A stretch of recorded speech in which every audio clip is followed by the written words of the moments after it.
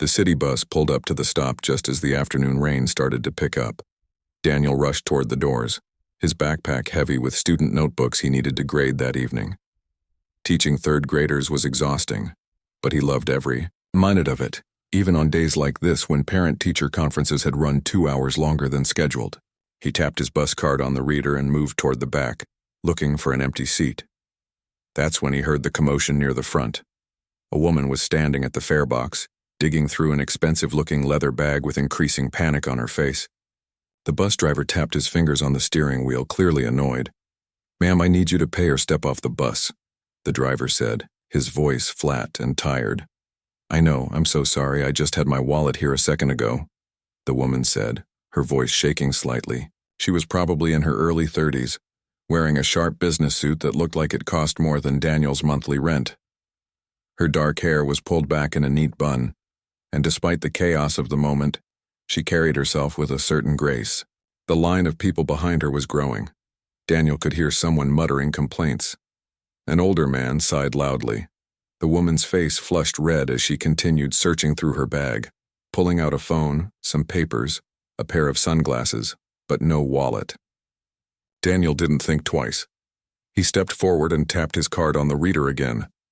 "I got it," he said simply. The woman looked up at him, surprise written all over her face. "Oh, you don't have to do that. It's just bus fare," Daniel said with a small smile. "Don't worry about it." "Thank you so much," she said, relief flooding her voice.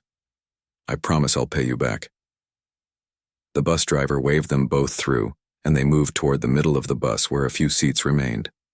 The woman took the window seat, and Daniel sat beside her, setting his heavy backpack on his lap. The bus lurched forward, merging into the heavy afternoon traffic. "I can't believe this happened," the woman said, turning to face him. "I was at this coffee shop about an hour ago, and I must have left my wallet on the counter when I was juggling my laptop and phone. By the time I realized and went back, it was gone. Then my phone died right as I was trying to set up a mobile payment." "That's rough," Daniel said sympathetically. "Did you cancel your cards?" "Yes, thank goodness I did that before my phone died completely. But now I'm stuck downtown with no money and no way to get home except this bus." She shook her head, embarrassed. "I probably look ridiculous in this suit, unable to afford a $2 bus fare." "Hey, it happens to everyone," Daniel assured her. "Last month I locked myself out of my apartment in my pajamas. Had to call my landlord while standing in the hallway at 6 in the morning. We all have those days." She laughed and her whole face softened. "That does make me feel better. I'm Olivia, by the way." "Daniel, nice to meet you even under weird circumstances." "The weirdest circumstances," she agreed. "So what do you do, Daniel? That backpack looks pretty loaded." He patted the bag. "Third grade teacher. These are notebooks I need to grade tonight. 22 kids wrote about what they want to be when they grow up. I've got future astronauts, veterinarians, and at least 3 kids who want to be YouTube stars." Olivia's eyes lit up. "That's wonderful. Teaching kids must be so rewarding." "It really is," Daniel said, warming to the topic. "I mean, the pay isn't great and I'm still paying off student loans, but there's nothing better than seeing a kid finally understand something they've been struggling with. Last week, one of my students who's been having trouble with reading finally got through a whole book by herself. She was so proud she cried. I almost cried too." "That's beautiful," Olivia said softly. "The world needs more teachers like you. People who actually care." They fell into easy conversation as the bus made its stops. Daniel asked what she did for work, and Olivia paused for just a moment before answering. "I work in business," she said vaguely. "Management mostly. It's a lot of long hours and stress, honestly. Not as fulfilling as teaching, I'm sure." "Every job has its challenges," Daniel said. "I bet you're good at what you do." She smiled but didn't elaborate. Instead, she asked him about his students, about the school, about what made him want to become a teacher. Daniel found himself opening up to this stranger in a way he rarely did. There was something about her genuine interest, the way she actually listened instead of just waiting for her turn to talk, that made him comfortable. The bus ride that normally felt endless seemed to fly by. Before Daniel knew it, they were approaching the upscale neighborhood near the waterfront. The buildings here were tall and modern, with doormen and fancy entrances. Olivia gathered her bag and stood up. "This is my stop," she said, sounding almost reluctant. "Thank you again for the bus fare. You really saved me today." "No problem at all," Daniel said. Olivia hesitated, biting her lip slightly. "I know this might sound forward, but could I get your number? I really do want to pay you back, and maybe we could grab coffee sometime. I'd love to continue this conversation." Daniel felt his heart skip a little. He hadn't expected this. "Sure, yeah, that would be great." They exchanged numbers, typing them into their phones quickly as the bus idled at the stop. The driver was getting impatient again. "I'll text you," Olivia promised as she moved toward the exit. "And Daniel, thank you for being kind. You have no idea how rare that is." She stepped off the bus and Daniel watched through the window as she walked toward one of the fancy apartment buildings. She turned back once and gave him a small wave before disappearing through the glass doors. As the bus pulled away, Daniel leaned back in his seat, a smile playing on his lips. His friend Kevin was always telling him he needed to put himself out there more, stop being so focused on work and his students. Maybe the universe was finally throwing him a bone. He didn't really expect her to text. Beautiful, well-dressed women who lived in fancy neighborhoods didn't usually follow up with elementary school teachers they met on the bus. But it had been a nice conversation, and that was enough. His phone buzzed 3 stops later. He pulled it out and saw a message from an unknown number. "Hi Daniel, it's Olivia from the bus. Thank you again for today. Are you free for coffee this weekend?" "My treat, obviously." Daniel couldn't help but grin as he typed back a response. Maybe his friend was right. Maybe it was time to take a chance on something other than grading papers and lesson plans. Little did he know that $2 bus fare was about to change his entire life in ways he couldn't possibly imagine. The woman he'd helped wasn't just any woman, and the simple act of kindness he'd shown without thinking twice was about to open a door to a world he never knew existed. 3 days passed before Olivia texted again. Daniel had almost convinced himself that the coffee invitation was just politeness, something she said in the moment but didn't really mean. He was in the middle of helping a student with a math problem when his phone buzzed in his pocket. "Still up for that coffee? I'm free Saturday afternoon if you are. I know a great place near the art district." Daniel felt that nervous flutter in his stomach that he hadn't felt in years. He waited until his lunch break to respond, not wanting to seem too eager but also not wanting to play games. "Saturday works perfect. What time?" They agreed to meet at 2 in the afternoon at a small cafe called the Daily Grind. Daniel spent way too much time that Saturday morning deciding what to wear. Nothing too fancy. He didn't want to look like he was trying too hard, but not too casual either. He finally settled on jeans and a nice button-down shirt. The blue one his sister said brought out his eyes. He arrived 5 minutes early and waited outside the cafe, watching people walk by. The art district was busy on weekends, full of galleries and street musicians and the smell of food from various restaurants. When Olivia appeared around the corner, Daniel barely recognized her at first. She looked completely different from the stressed businesswoman on the bus. Her hair was down, falling in soft waves past her shoulders. She wore simple jeans, white sneakers, and a cozy cream-colored sweater. She looked younger somehow, more relaxed, and absolutely beautiful. "Hey," she said, her face breaking into a warm smile when she saw him. "Hope you haven't been waiting long." "Just got here," he said, which was almost true. "You look great." "Thanks. It's nice to be out of work clothes for once." She gestured toward the cafe door. "Shall we?" They found a small table by the window, and Olivia insisted on paying for both their drinks and sandwiches. "I owe you way more than bus fare at this point," she joked as she handed her card to the barista. "You really don't have to do all this," Daniel protested. "I want to," she said firmly. "Besides, you saved me from complete humiliation on that bus. Let me at least buy you lunch." They settled into their seats, and what Daniel thought might be an awkward first date turned into the easiest conversation he'd ever had. Olivia asked more about his teaching, seeming genuinely fascinated by the daily chaos of managing 22 8-year-olds. "So what's the hardest part?" she asked, leaning forward with interest. "Honestly, knowing that some of my kids go home to really tough situations and there's only so much I can do to help them, Daniel admitted. I've got students who come to school hungry, kids whose parents are working 3 jobs and barely around. I try to make my classroom a safe space for them, but it breaks my heart sometimes. Olivia's expression softened. That must be incredibly hard. But I bet you make more difference than you realize. I hope so, Daniel said. What about you? You said you work in management. What's that like? Olivia took a sip of her coffee, and Daniel noticed a slight hesitation before she answered.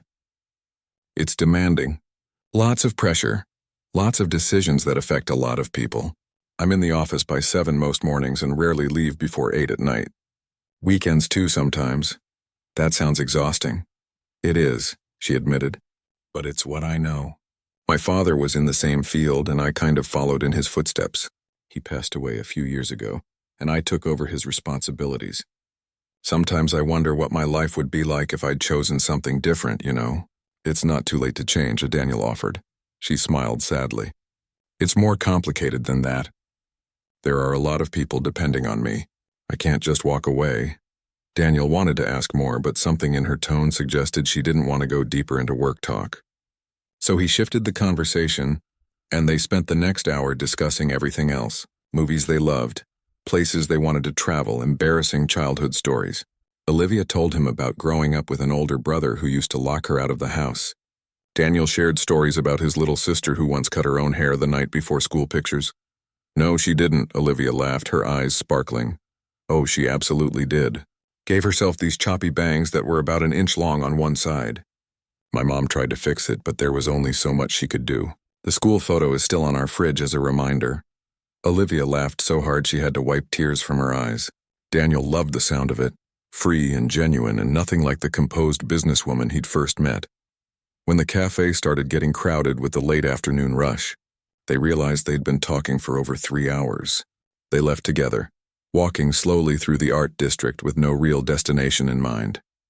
This was really nice, Olivia said, as they paused in front of a gallery window, displaying colorful abstract paintings. I can't remember the last time I just relaxed and talked to someone like this. Me too, Daniel agreed. Usually I'm either at school or grading papers or too tired to do much else. We should do this again, she said, turning to look at him. If you want to. I definitely want to, Daniel said, and he meant it more than he'd meant anything in a long time. They exchanged a smile, and Daniel walked her to her car, a sleek black sedan that probably cost more than he made in a year. He tried not to think about that. Over the next month, they fell into a comfortable pattern. Coffee dates turned into dinner dates. Dinner dates turned into walks in the park and visits to the free museum on Thursday evenings. Olivia always offered to pay, and while Daniel's pride sometimes bristled at it, he also knew that fancy restaurants weren't in his teacher budget. They compromised by alternating between nicer places where she treated and casual food trucks where he could afford to pay. Daniel loved how down-to-earth she was. Despite her expensive car and her nice clothes, Olivia never acted superior or made him feel less than. She seemed to genuinely enjoy the simple things, like getting tacos from a street vendor or watching old movies at the discount theater. They texted constantly, good morning messages and goodnight texts, funny memes in the middle of the day, photos of interesting things they saw. Daniel found himself smiling at his phone more than he ever had before. His best friend Ryan noticed immediately. Dude, you're glowing. This girl must be something special. She really is, Daniel admitted over beers one Friday night. She's smart, funny kind. We can talk for hours about anything. What's the catch? Ryan asked skeptically. What do you mean? There's always a catch. Is she secretly married? Does she have 10 cats? What's the deal? Daniel laughed. No catch. She's just busy with work a lot. And honestly, I think she might be kind of wealthy. She lives in that fancy building by the waterfront and drives a really nice car. And that doesn't bother you? Daniel shrugged. Why would it? Money doesn't change who someone is as a person. She's never made me feel bad about being a teacher. Just be careful, man, Ryan warned. Rich people live in a different world. But Daniel wasn't worried. When he was with Olivia, everything felt right. The way she looked at him when he talked about his students. The way she remembered small details he'd mentioned in passing. The way she laughed at his terrible jokes. 6 weeks after their first coffee date, They were walking through the botanical gardens when Olivia stopped suddenly in front of a fountain. She turned to face him, looking nervous for the first time since he'd known her. "Daniel, there's something I need to tell you," she started. His heart sank. Here it comes, he thought. She's moving away. She's getting back with an ex. She realized a teacher isn't what she wants. "I really like you," she continued. "Like really like you. And I just wanted you to know that before things get more serious." Relief flooded through him. "I really like you too," he said, smiling. "You scared me for a second there." She laughed, but there was still something uncertain in her eyes, like she wanted to say more but couldn't find the words. Instead, she reached out and took his hand, lacing her fingers through his. It was the first time they'd held hands, and it felt like the most natural thing in the world. As they walked through the gardens together, Daniel thought about how a simple act of kindness on a rainy afternoon had led to this moment. Life was funny that way sometimes. He had no idea that Olivia was carrying a secret that would change everything between them. And he had no idea that the peaceful, simple relationship they were building was about to collide with a world of wealth and expectations. He couldn't begin to imagine. The invitation came on a Tuesday evening while Daniel was making dinner in his small apartment. His phone buzzed with a text from Olivia, and when he opened it, he had to read it twice to make sure he understood correctly. "There's this charity event on Saturday night. My company bought a table and I have an extra seat. Want to come with me? It's formal, so you'd need a suit, but it might be fun." Daniel stared at the message. A charity event. Formal. He owned exactly one suit, the same one he'd worn to his college graduation and every job interview since. It was a bit tight in the shoulders now, but it would have to do. "Sure, sounds great," he texted back, trying to sound casual even though his stomach was already doing nervous flips. Saturday arrived too quickly. Daniel picked up his suit from the dry cleaners, grateful they'd been able to let it out a bit. He stood in front of his bathroom mirror, adjusting his tie for the 10th time. Ryan had helped him pick out a new tie at the mall, insisting that the one from his graduation was hopelessly outdated. "You look good, man," Daniel told his reflection, trying to convince himself. "It's just a party. Free food, how bad can it be?" Olivia had offered to pick him up, and when her car pulled up outside his apartment building, Daniel took a deep breath and headed downstairs. She stepped out of the car when she saw him, and Daniel almost forgot how to breathe. She was wearing a long navy blue gown that hugged her figure perfectly. Her hair was swept up in an elegant style, and she wore diamond earrings that caught the streetlight. She looked like she'd stepped out of a magazine. "Wow," Daniel managed. "You look incredible. You clean up pretty well yourself," she said with a smile, but he noticed she seemed tense. "Ready to go?" The venue was a luxury hotel downtown, the kind with a circular driveway and valets in matching uniforms. Daniel had walked past this place 100 times but never imagined he'd actually go inside. A man in a tuxedo opened the car door for them, and suddenly Daniel felt very out of his depth. The ballroom was massive, with crystal chandeliers and round tables covered in white linens. Women in expensive gowns mingled with men in designer suits. Waiters circulated with trays of champagne and tiny appetizers that probably had fancy French names. "Stay close to me," Olivia whispered, linking her arm through his. "I know this scene can be overwhelming." They made their way through the crowd, and Daniel started noticing something strange. People kept stopping to greet Olivia, but not in a casual, "Hey, how are you" kind of way.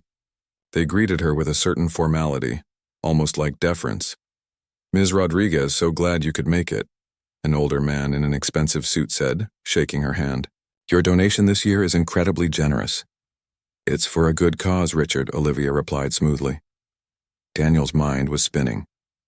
"Ms. Rodriguez?" Why was everyone being so formal with her? More people approached as they moved through the room. A woman thanked Olivia for her recent acquisition that had saved her husband's company. A younger man complimented her on a speech she'd given at some conference. Each interaction left Daniel more confused.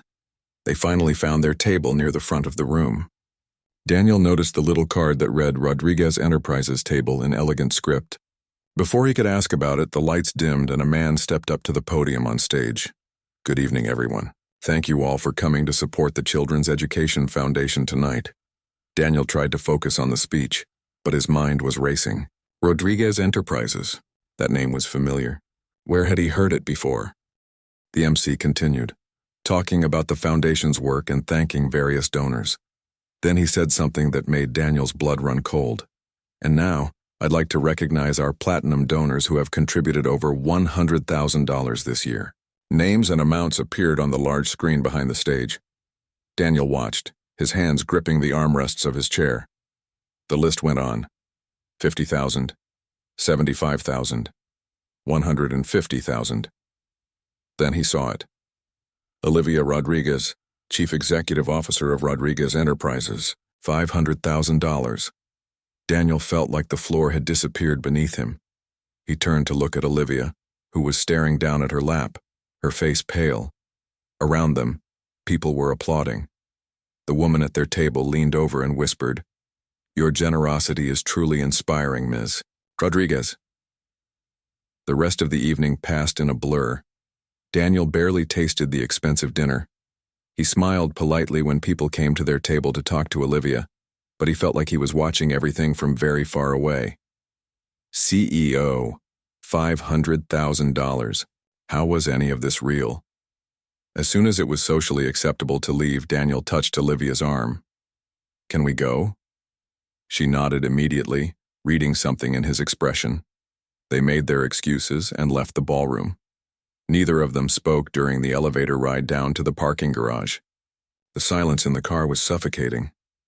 "Pull over," Daniel said when they were a few blocks from the hotel. "Daniel, please let me explain." "Pull over," he repeated, his voice harder than he intended. Olivia pulled into an empty parking lot. She turned off the engine and sat there, her hands gripping the steering wheel. "You're the CEO of Rodriguez Enterprises," Daniel said, and it wasn't a question. "Yes." "The tech company, the one that's worth, what, hundreds of millions of dollars?" "About that," she said quietly. Daniel let out a laugh that had no humor in it. "About that? Okay. He ran his hands through his hair.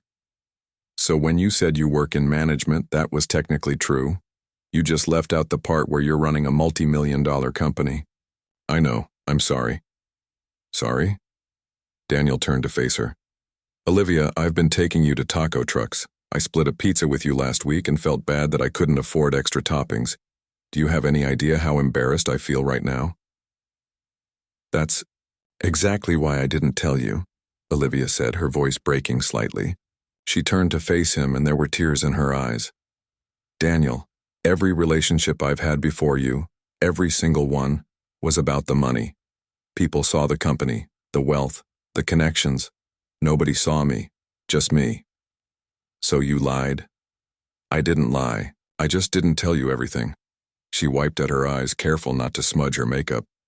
"When you paid for my bus fare, you had no idea who I was. You were just kind. You helped someone who needed help.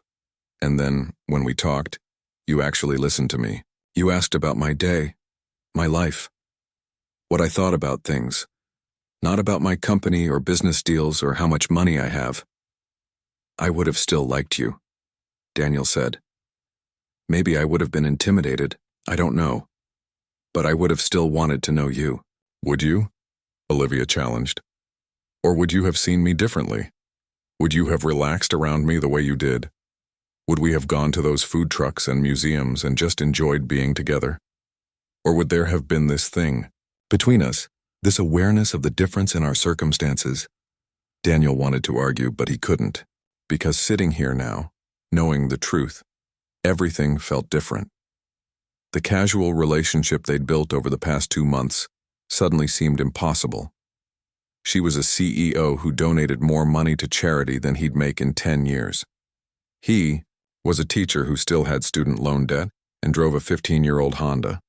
"My father started the company," Olivia continued, her voice softer now. "He built it from nothing, worked himself to death doing it, literally. He died of a heart attack at his desk 3 years ago. My brother and I inherited everything, but he didn't want the responsibility. So it fell to me. I was 28 years old and suddenly I was in charge of a company with 2,000 employees. I didn't know," Daniel said. "How could you? I kept it from you." She took a shaky breath. "My last boyfriend proposed to me after 6 months. I thought he loved me.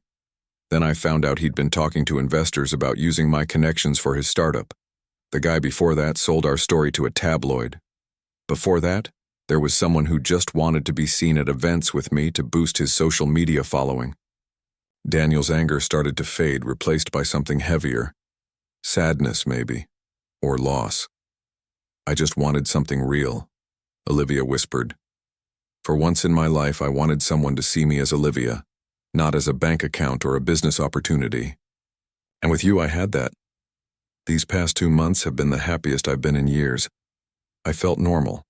I felt like myself. Daniel sat back in his seat, staring out the windshield at the empty parking lot. He understood why she'd done it. He really did, but understanding didn't make it hurt less. I need time to think about this, he finally said. Olivia nodded, fresh tears spilling down her cheeks. I understand. They drove back to his apartment in silence. When she pulled up in front of his building, Daniel got out without looking back. He heard her drive away as he walked up the stairs to his apartment. Inside, he took off the uncomfortable suit and sat on his couch in the dark. His phone buzzed with a text from Olivia. I'm so sorry. Whatever you decide, just know that everything between us was real. You're the first person in so long who made me feel like I mattered for who I am, not what I have. Daniel didn't respond. He just sat there, wondering how a simple act of kindness on a bus had led to this moment, and whether love could really survive in 2 completely different worlds. Daniel didn't text Olivia back that night, or the next day, or the day after that. He threw himself into work, staying late at school to organize his classroom and prepare lesson plans that didn't need preparing. His students noticed he seemed distracted, but he smiled and pushed through. Ryan showed up at his apartment on Wednesday night with pizza and beer. All right, spill it. You've been dodging my calls. Daniel told him everything. About the gala, the reveal, the $500,000 donation. Ryan let out a low whistle. Rodriguez Enterprises, dude, that's huge, like massive. I've seen their tech products everywhere. I know, Daniel said miserably. So what's the problem? You've got a gorgeous, smart girlfriend who happens to be loaded. Sounds like you hit the jackpot. It's not like that, Daniel protested. She lied to me for 2 months. Did she, though? Ryan challenged. She didn't tell you everything, sure, but did she actually lie? Did she pretend to be someone she's not? Daniel thought about it. About their conversations, their dates, the way Olivia laughed at his terrible jokes and asked thoughtful questions about his students. Had any of that been fake? No, he admitted. She was just herself. But now everything feels different. Like I've been playing in the minor leagues while she's been in a completely different game. That's your insecurity talking, man, Ryan said, pointing his pizza slice at Daniel for emphasis. Look, I get it, it's intimidating, but did you feel like you weren't good enough when you didn't know? Did she ever make you feel less than? No, Daniel said again, quieter this time. Then maybe the problem isn't her money. Maybe the problem is you're scared. Daniel didn't respond because Ryan was right and they both knew it. The next morning, Daniel's principal called him into her office. His heart sank. Had he done something wrong? Were parents complaining? Daniel, I wanted to talk to you about something unusual that happened, Mrs. Peterson said, gesturing for him to sit.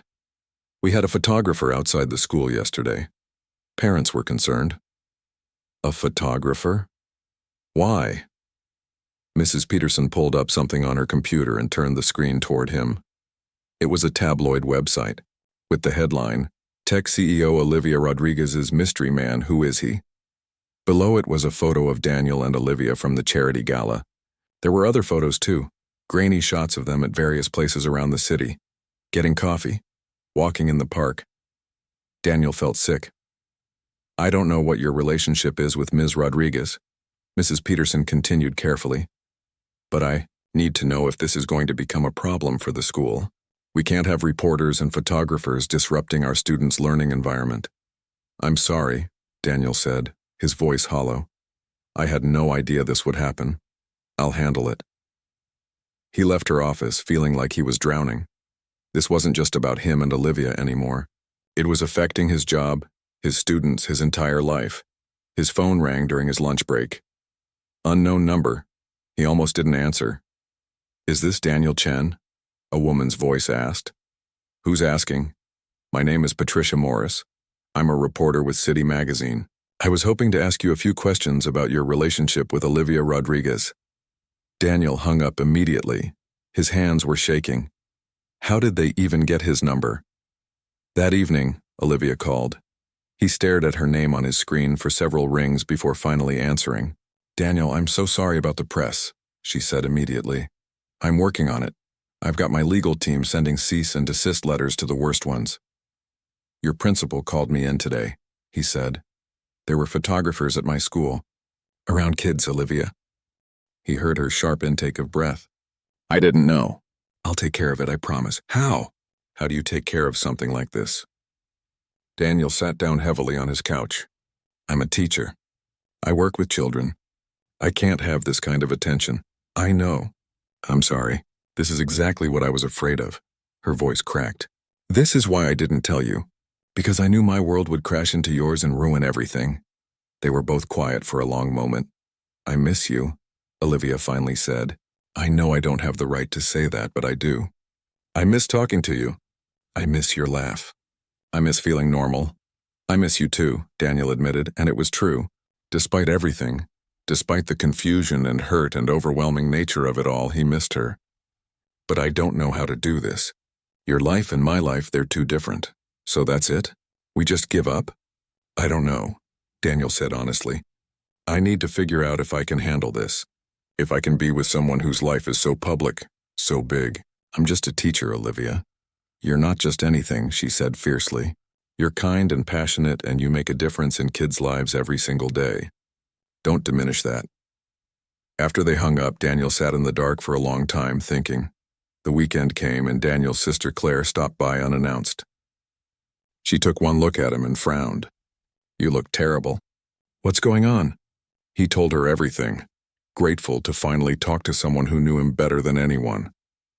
Claire listened without interrupting, and when he finished, she was quiet for a moment. Do you love her? She finally asked. What? I don't know. It's only been 2 months. That's not an answer. Do you love her? Daniel thought about Olivia's laugh, the way she looked at him when he talked about his students, how she remembered that he didn't like mushrooms on his pizza, the way she'd held his hand in the botanical gardens like it was the most natural thing in the world. Yeah, he said softly. I think I do. Then you're an idiot for letting money get in the way, Claire said bluntly. Danny, do you remember when you got accepted to that fancy private university? Full scholarship? Yeah, but I chose state school instead. Because you were intimidated. Because you thought you wouldn't fit in with all those rich kids. And you've regretted it ever since? Claire leaned forward. Don't make the same mistake twice. Don't let your pride or insecurity or whatever this is cost you someone who makes you happy. It's not that simple. Isn't it, though? You like her. She likes you. Everything else is just noise. But it wasn't just noise. On Monday, Daniel found out exactly how complicated things could get. He was leaving school when a man in an expensive suit approached him in the parking lot. Daniel Chen, who are you? My name is Thomas Rodriguez. I'm Olivia's brother. The man looked him up and down with barely concealed disdain. I wanted to meet the school teacher who's caught my sister's attention. Something in his tone made Daniel's jaw tighten. What do you want? To give you some advice. My sister, she's got a kind heart. Sometimes too kind. She sees the best in people even when they don't deserve it. Thomas stepped closer. I don't know what your angle is, whether you're after money or connections or just your 15 minutes of fame, but I'm watching you. I'm not after anything, Daniel said, trying to keep his voice steady. I care about your sister, sure you do. A teacher making, what, $40,000 a year? And you just happened to fall for a woman worth hundreds of millions. Quite a coincidence. It wasn't like that. I didn't know who she was when we met. Thomas laughed coldly. Right. Well, here's the thing. Olivia's been hurt before by people who wanted to use her. I won't let it happen again. If you really care about her, you'll walk away. Save her the heartbreak when you inevitably realize you can't handle her world. He walked away before Daniel could respond, leaving Daniel standing alone in the parking lot, his mind spinning. That night, Daniel lay awake thinking about everything. The press. The scrutiny. Olivia's brother's words. The fact that he'd probably never be able to give Olivia the kind of life she was used to. But he also thought about how she made him feel. How for the first time in years he'd felt excited about something other than his classroom. How she looked at him like he was the only person in the room. His phone buzzed. A text from Olivia. My company just got an offer. Big merger. But it would mean moving to Singapore for 2 years. The board wants me to take it. Career opportunity of a lifetime, they say. I don't know what to do. Daniel stared at the message. Singapore, 2 years. He typed and deleted several responses before finally settling on one. That's huge. What do you want to do? I don't know. 6 months ago, I would have said yes immediately. But now everything's different. You're different. Daniel's heart ached. He knew what he should say. He should tell her to take it, that her career was important, that they barely knew each other anyway. But the words wouldn't come. Can we talk? In person? He finally typed. Tomorrow? After you're done with school? Yeah, tomorrow. Daniel set his phone down and stared at the ceiling. Tomorrow they would talk and he'd have to decide. Could he really be with someone whose life was so different from his? Could he handle the pressure, the scrutiny, the feeling that he'd always be the poor boyfriend of a millionaire CEO? More importantly, could he let her go? He didn't have the answers yet. But tomorrow was coming whether he was ready or not, and with it choices that would change everything. They met at the same botanical gardens where they'd first held hands. It felt like a lifetime ago, even though it had only been a few weeks. Daniel arrived first, sitting on a bench near the fountain, watching the water cascade down in endless patterns. When Olivia appeared on the path, she looked tired. Not just physically tired, but worn down in a way that made Daniel's chest hurt. She sat beside him, leaving a small gap between them that felt like a canyon. Thanks for meeting me, she said quietly. Of course. Daniel turned to face her. So, Singapore? Olivia let out a long breath. It's a huge opportunity. The merger would expand our technology into new markets, create hundreds of jobs. The board thinks I'm crazy for even hesitating. But you are hesitating. Yeah. She looked at him, and there was something vulnerable in her eyes. I keep thinking about what my father would say. He built that company from nothing. He sacrificed everything for it, including his health. And now I have a chance to take it to the next level to honor his legacy. That's important, Daniel said. It is. But Danny, he also died at 52, alone in his office, surrounded by business plans instead of family. My mom always said he missed so much of our lives because he was too busy building an empire. I watched her cry at his funeral, saying she wished he'd loved them as much as he loved that company.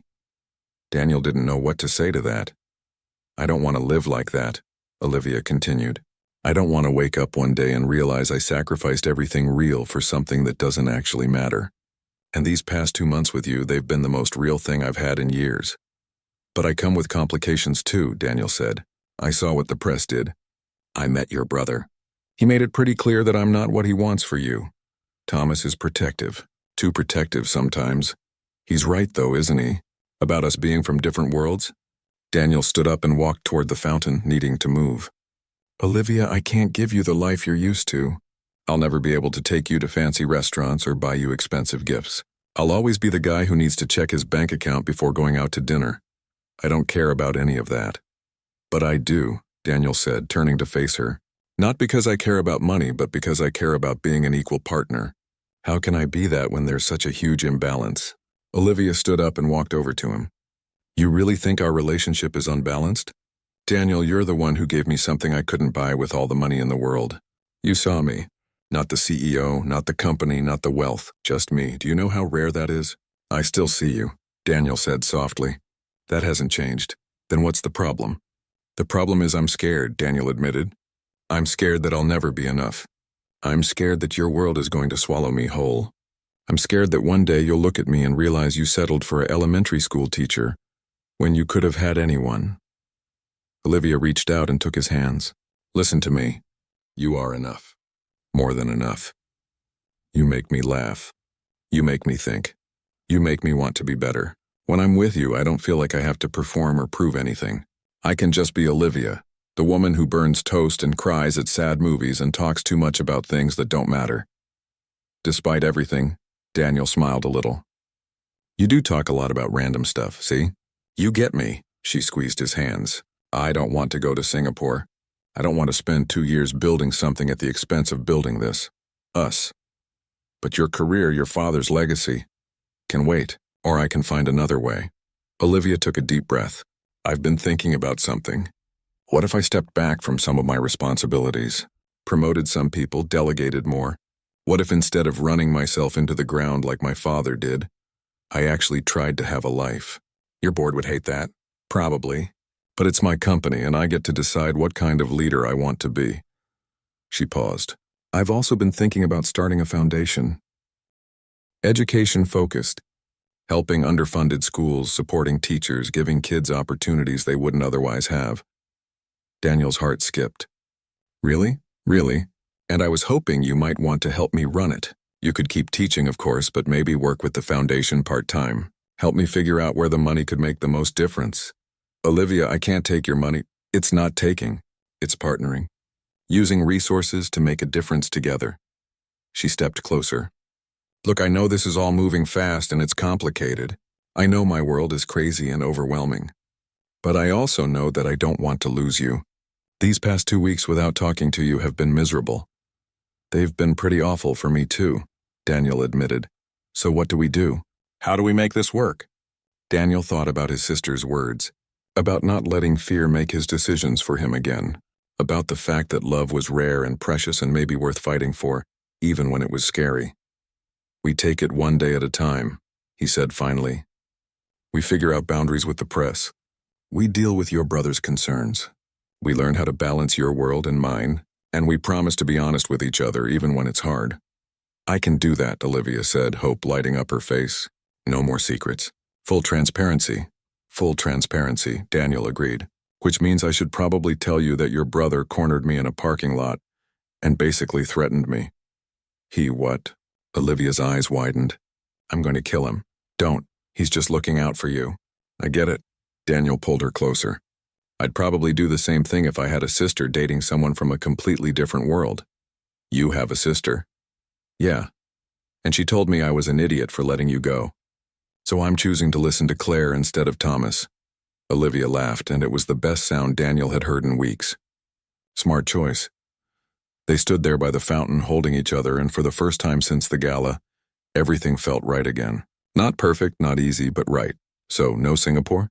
Daniel asked. No Singapore.